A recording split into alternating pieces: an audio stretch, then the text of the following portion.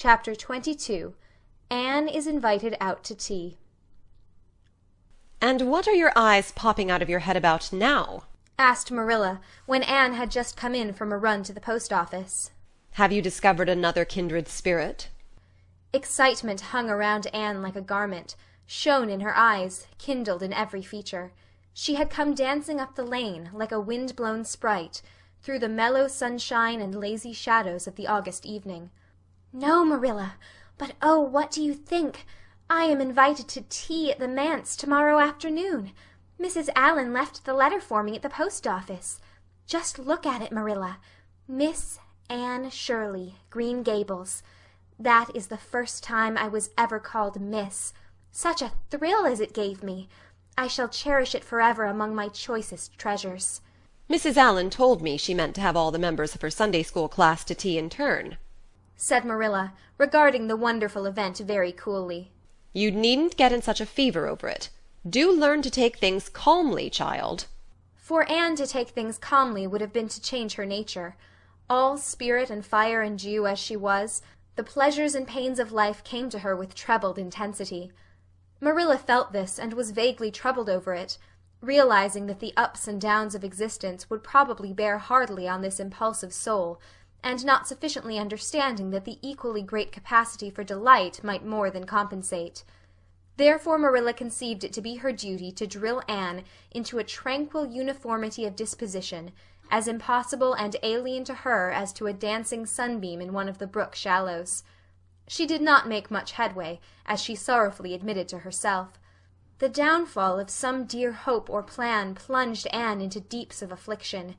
The fulfillment thereof exalted her to dizzy realms of delight. Marilla had almost begun to despair of ever fashioning this waif of the world into her model little girl of demure manners and prim deportment. Neither would she have believed that she really liked Anne much better as she was. Anne went to bed that night speechless with misery, because Matthew had said the wind was round northeast, and he feared it would be a rainy day tomorrow. The rustle of the poplar leaves about the house worried her, it sounded so like pattering raindrops, and the full, far-away roar of the Gulf, to which she listened delightedly at other times, loving its strange, sonorous, haunting rhythm, now seemed like a prophecy of storm and disaster to a small maiden who particularly wanted a fine day. Anne thought that the morning would never come. But all things have an end, even nights before the day on which you were invited to take tea at the manse.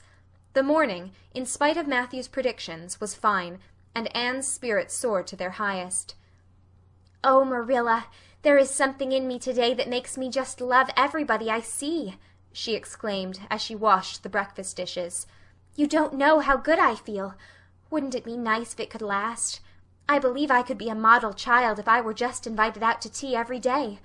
But oh, Marilla, it's a solemn occasion, too. I feel so anxious. What if I shouldn't behave properly?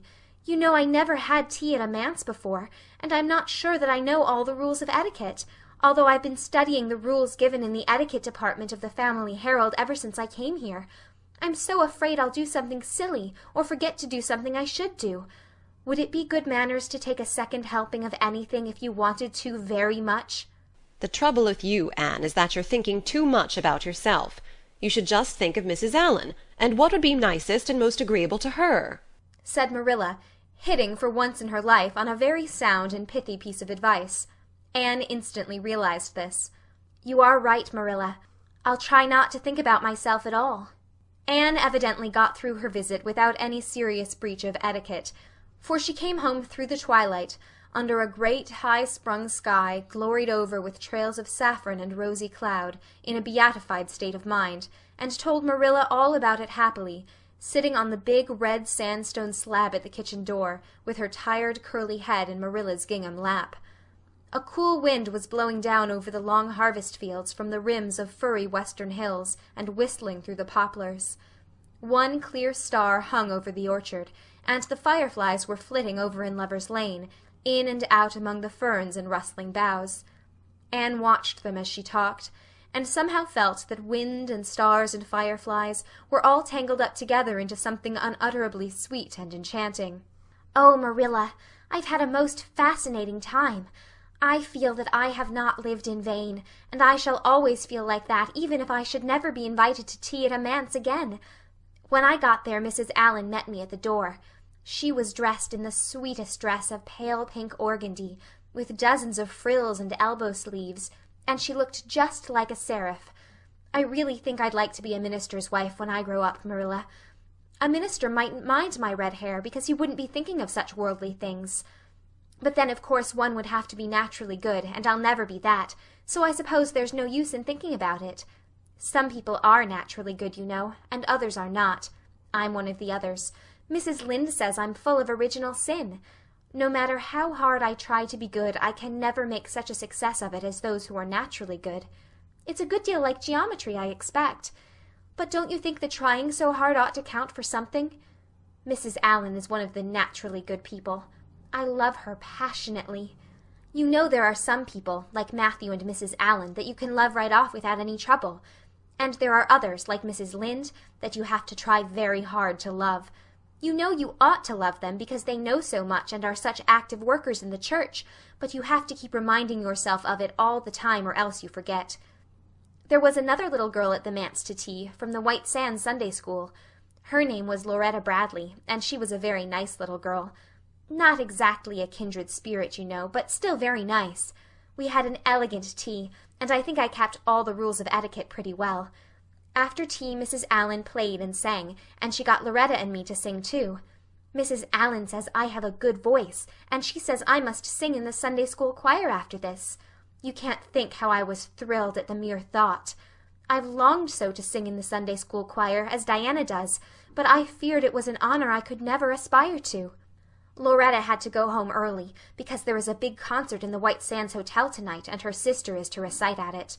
Loretta says that the Americans at the hotel give a concert every fortnight in aid of the Charlottetown Hospital, and they ask lots of the White Sands people to recite.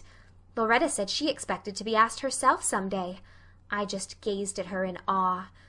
After she had gone, Mrs. Allen and I had a heart-to-heart talk. I told her everything, about Mrs. Thomas and the twins and Katie Maurice and Violetta, and coming to Green Gables and my troubles over geometry. And would you believe it, Marilla? Mrs. Allen told me she was a dunce at geometry too. You don't know how that encouraged me. Mrs. Lynde came to the manse just before I left, and what do you think, Marilla?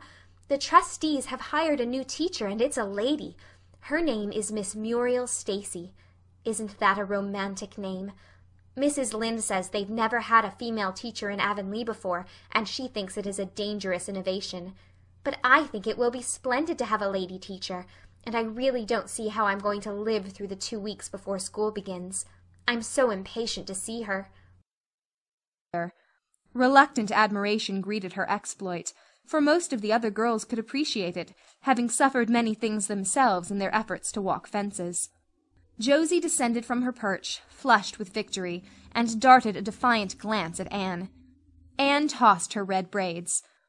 "I don't think it's such a very wonderful thing to walk a little low board fence," she said. "I knew a girl in Marysville who could walk the ridgepole of a roof." "I don't believe it," said Josie flatly. "I don't believe anybody could walk a ridgepole. You couldn't, anyhow." "Couldn't I?" cried Anne rashly. "Then I dare you to do it," said Josie defiantly.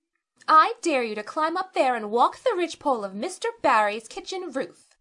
Anne turned pale, but there was clearly only one thing to be done. She walked toward the house, where a ladder was leaning against the kitchen roof. All the fifth-class girls said, "Oh!" partly in excitement, partly in dismay. "Don't you do it, Anne," entreated Diana. "You'll fall off and be killed. Never mind, Josie Pye. It isn't fair to dare anybody to do anything so dangerous." "I must do it. My honor is at stake," said Anne solemnly. "I shall walk that ridgepole, Diana, or perish in the attempt. If I am killed, you are to have my pearl bead ring." Anne climbed the ladder amid breathless silence, gained the ridgepole, balanced herself uprightly on that precarious footing, and started to walk along it, dizzily conscious that she was uncomfortably high up in the world, and that walking ridgepoles was not a thing in which your imagination helped you out much. Nevertheless, she managed to take several steps before the catastrophe came.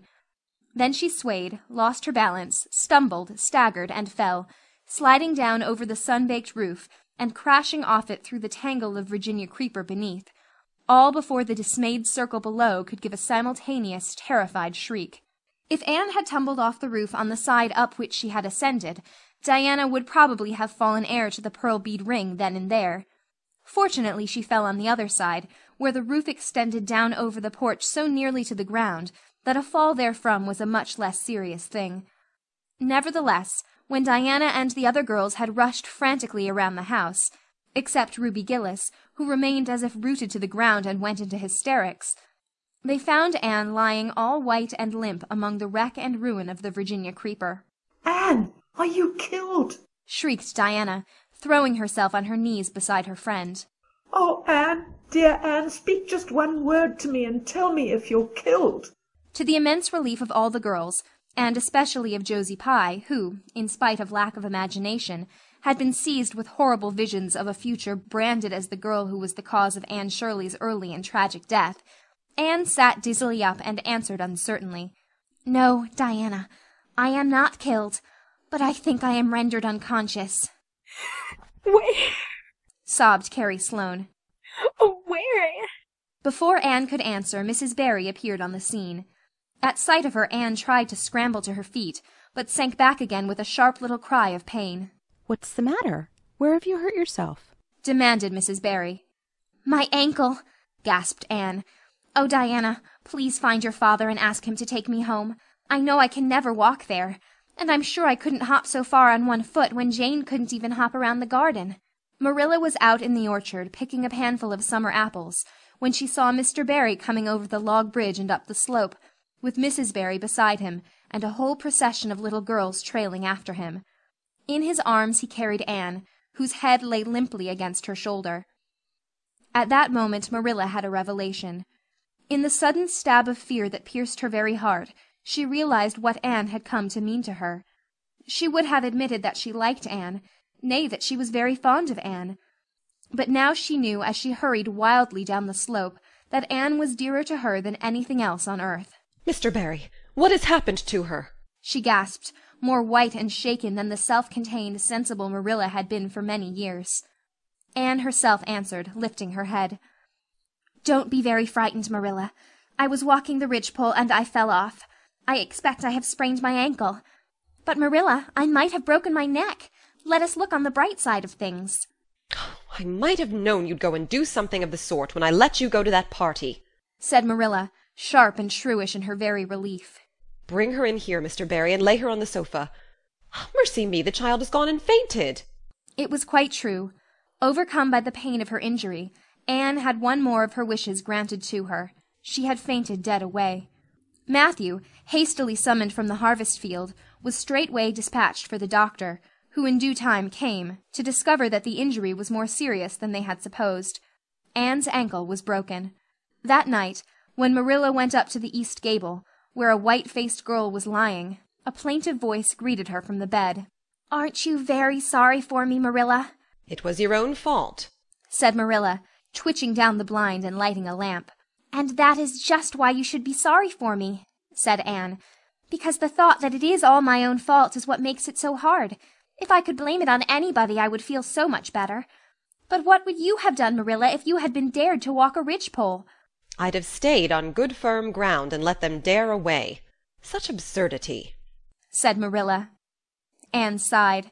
"But you have such strength of mind, Marilla. I haven't. I just felt that I couldn't bear Josie Pye's scorn. She would have crowed over me all my life.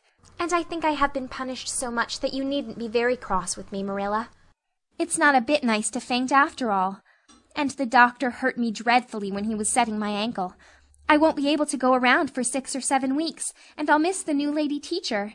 She won't be new any more by the time I'm able to go to school. And everybody will get ahead of me in class. Oh, I am an afflicted mortal. But I'll try to bear it all bravely if only you won't be cross with me, Marilla." "There, there, I'm not cross," said Marilla. "You're an unlucky child, there's no doubt about that. But as you say, you'll have the suffering of it. Here now, try and eat some supper." "Isn't it fortunate I've got such an imagination?" said Anne. "It will help me through splendidly, I expect. What do people who haven't any imagination do when they break their bones, do you suppose, Marilla? Anne had good reason to bless her imagination many a time and oft during the tedious 7 weeks that followed. But she was not solely dependent on it. She had many visitors, and not a day passed without one or more of the schoolgirls dropping in to bring her flowers and books, and tell her all the happenings in the juvenile world of Avonlea. "Everybody has been so good and kind, Marilla," sighed Anne happily, on the day when she could first limp across the floor. "It isn't very pleasant to be laid up, but there is a bright side to it, Marilla.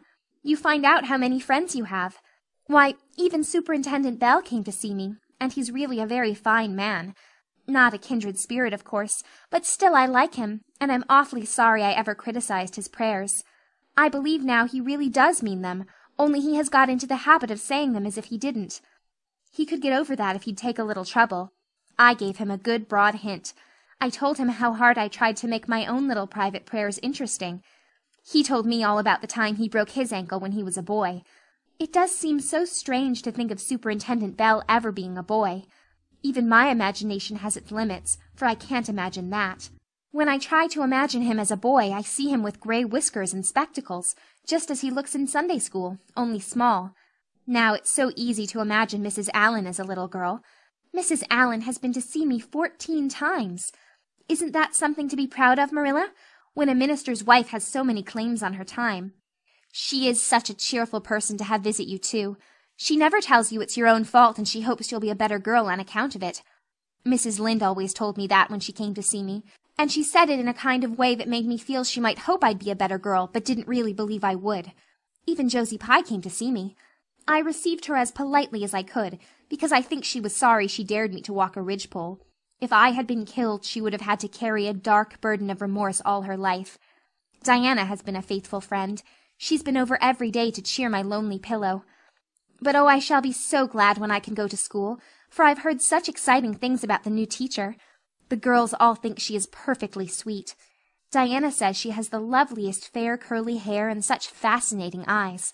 She dresses beautifully, and her sleeve puffs are bigger than anybody else's in Avonlea. Every other Friday afternoon she has recitations, and everybody has to say a piece or take part in a dialogue. Oh, it's just glorious to think of it.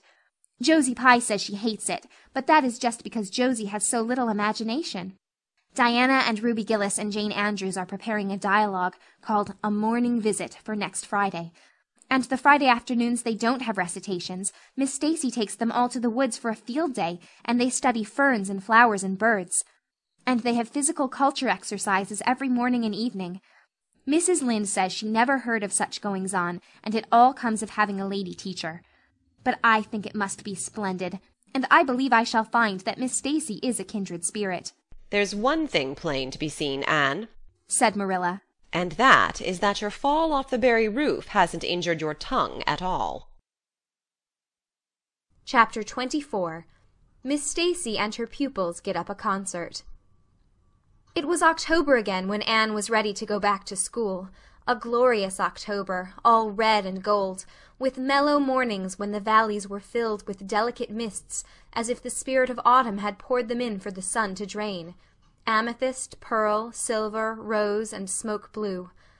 The dews were so heavy that the fields glistened like cloth of silver, and there were such heaps of rustling leaves in the hollows of many-stemmed woods to run crisply through. The birch path was a canopy of yellow, and the ferns were sere and brown all along it. There was a tang in the very air that inspired the hearts of small maidens tripping, unlike snails, swiftly and willingly to school. And it was jolly to be back again at the little brown desk beside Diana, with Ruby Gillis nodding across the aisle, and Carrie Sloane sending up notes, and Julia Bell passing a chew of gum down from the back seat. Anne drew a long breath of happiness as she sharpened her pencil and arranged her picture cards in her desk. Life was certainly very interesting. In the new teacher she found another true and helpful friend. Miss Stacy was a bright, sympathetic young woman, with the happy gift of winning and holding the affections of her pupils, and bringing out the best that was in them mentally and morally. Anne expanded like a flower under this wholesome influence, and carried home to the admiring Matthew and the critical Marilla glowing accounts of schoolwork and aims. "I love Miss Stacy with my whole heart, Marilla. She is so ladylike, and she has such a sweet voice. When she pronounces my name, I feel instinctively that she's spelling it with an E. We had recitations this afternoon. I just wish you could have been there to hear me recite Mary, Queen of Scots. I just put my whole soul into it. Ruby Gillis told me coming home that the way I said the line, "Now for my father's arm," she said, "my woman's heart farewell," just made her blood run cold. Well, now, you might recite it for me some of these days out in the barn, suggested Matthew. Of course I will, said Anne meditatively. But I won't be able to do it so well, I know. It won't be so exciting as it is when you have a whole schoolful before you hanging breathlessly on your words. I know I won't be able to make your blood run cold. Mrs. Lynde says it made her blood run cold to see the boys climbing to the very tops of those big trees on Bell's Hill after crow's nests last Friday, said Marilla. I wonder at Miss Stacy for encouraging it. But we wanted a crow's nest for nature study, explained Anne. That was on our field afternoon. Field afternoons are splendid, Marilla. And Miss Stacy explains everything so beautifully. We have to write compositions on our field afternoons, and I write the best ones. It's very vain of you to say so, then. You'd better let your teacher say it. But she did say it, Marilla. And indeed I'm not vain about it. How can I be when I'm such a dunce at geometry? Although I'm really beginning to see through it a little too. Miss Stacy makes it so clear. Still, I'll never be good at it, and I assure you it is a humbling reflection. But I love writing compositions. Mostly Miss Stacy lets us choose our own subjects, but next week we are to write a composition on some remarkable person. It's hard to choose among so many remarkable people who have lived. Mustn't it be splendid to be remarkable, and have compositions written about you after you're dead? Oh, I would dearly love to be remarkable. I think when I grow up, I'll be a trained nurse and go with the Red Crosses to the field of battle as a messenger of mercy. That is, if I don't go out as a foreign missionary. That would be very romantic. But one would have to be very good to be a missionary, and that would be a stumbling block. We have physical culture exercises every day, too. They make you graceful and promote digestion. Promote fiddlesticks, said Marilla, who honestly thought it was all nonsense. But all the field afternoons and recitation Fridays and physical culture contortions paled before a project which Miss Stacy brought forward in November. This was that the scholars of Avonlea School should get up a concert and hold it in the hall on Christmas night, for the laudable purpose of helping to pay for a schoolhouse flag. The pupils one and all taking graciously to this plan, the preparations for a program were begun at once. And of all the excited performers-elect, none was so excited as Anne Shirley, who threw herself into the undertaking heart and soul, hampered as she was by Marilla's disapproval. Marilla thought it all rank foolishness. It's just filling our heads up with nonsense and taking time that ought to be put on your lessons, she grumbled. I don't approve of children's getting up concerts and racing about to practices. It makes them vain and forward, and fond of gadding. But think of the worthy object, pleaded Anne. A flag will cultivate a spirit of patriotism, Marilla. Fudge. There's precious little patriotism in the thoughts of any of you. All you want is a good time. Well, when you can combine patriotism and fun, isn't it all right? Of course, it's real nice to be getting up a concert. We're going to have 6 choruses, and Diana is to sing a solo. I'm in 2 dialogues, the Society for the Suppression of Gossip and the Fairy Queen. The boys are going to have a dialogue, too. And I'm to have 2 recitations, Marilla. I just tremble when I think of it, but it's a nice, thrilly kind of tremble. And we're to have a tableau at the last, Faith, Hope, and Charity. Diana and Ruby and I are to be in it, all draped in white with flowing hair. I'm to be Hope, with my hands clasped, so, and my eyes uplifted. I'm going to practice my recitations in the garret. Don't be alarmed if you hear me groaning. I have to groan heart-rendingly in one of them, and it's really hard to get up a good artistic groan, Marilla. Josie Pye is sulky, because she didn't get the part she wanted in the dialogue. She wanted to be the Fairy Queen. That would have been ridiculous, for who ever heard of a Fairy Queen as fat as Josie? Fairy Queens must be slender. Jane Andrews is to be the queen, and I am to be one of her maids of honor. Josie says she thinks a red-haired fairy is just as ridiculous as a fat one, but I do not let myself mind what Josie says. I'm to have a wreath of white roses on my hair, And Ruby Gillis is going to lend me her slippers because I haven't any of my own. It's necessary for fairies to have slippers, you know. You couldn't imagine a fairy wearing boots, could you? Especially with copper toes. We are going to decorate the hall with creeping spruce and fir mottos with pink tissue paper roses in them. And we are all to march in 2 by 2 after the audience is seated, while Emma White plays a march on the organ. Oh, Marilla, I know you are not so enthusiastic about it as I am, but don't you hope your little Anne will distinguish herself? All I hope is that you'll behave yourself. I'll be heartily glad when all this fuss is over and you'll be able to settle down. You are simply good for nothing just now, with your head stuffed full of dialogues and groans and tableaux. As for your tongue, it's a marvel it's not clean worn out. Anne sighed and betook herself to the backyard, over which a young new moon was shining through the leafless poplar boughs from an apple-green western sky, and where Matthew was splitting wood. Anne perched herself on a block and talked the concert over with him, sure of an appreciative and sympathetic listener in this instance at least. Well, now, I reckon it's going to be a pretty good concert, and I expect you'll do your part fine, he said, smiling down into her eager, vivacious little face. Anne smiled back at him. Those two were the best of friends, and Matthew thanked his stars many a time and oft that he had nothing to do with bringing her up. That was Marilla's exclusive duty. If it had been his, he would have been worried over frequent conflicts between inclination and said duty. As it was, he was free to spoil Anne, Marilla's phrasing, as much as he liked. But it was not such a bad arrangement after all. A little appreciation sometimes does quite as much good as all the conscientious bringing up in the world.